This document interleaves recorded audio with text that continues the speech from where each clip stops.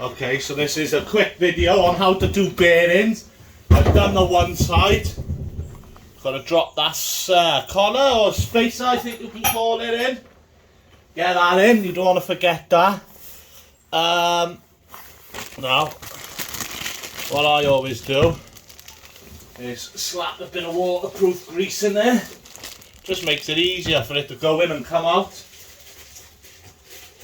So that's the bearing I've put in the freezer, because metal, I don't know, it shrinks down, I can't think of the right word, when it gets cold. But I've also ordered a butane torch so I can heat up the... Right, what I usually do now is always hit this outer race, it's called. You never go for the inner race, ever, or you'll damage your bearings.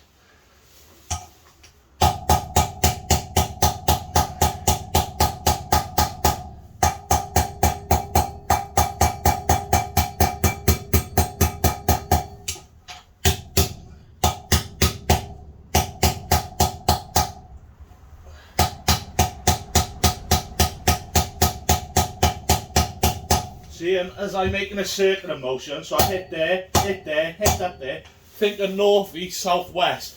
You never pound in the same place. So what I do is,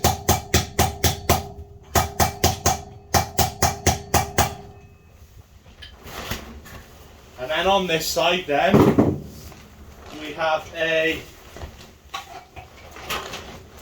so that's all nice and straight. That's my bearing set, which I bought specifically to do this job. That's a bearing and a seal driver. That's it in there now. What we do is we get out some snap nose ring pliers now. There we go.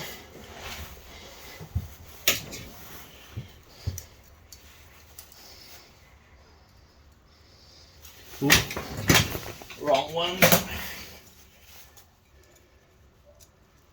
So as you can see, this is called a snap ring, and this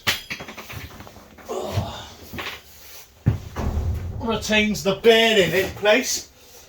It's going on the disc side. See? You can press that in like that.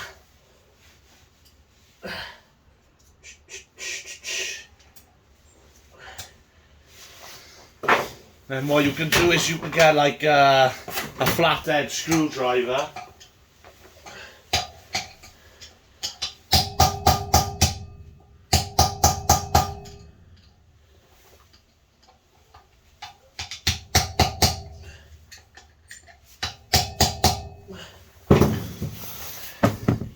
And that's basically a bearings done.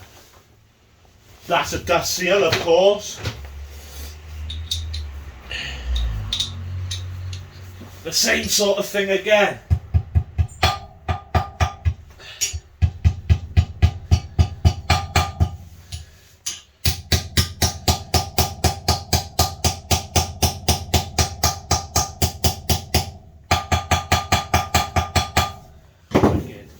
Lovely.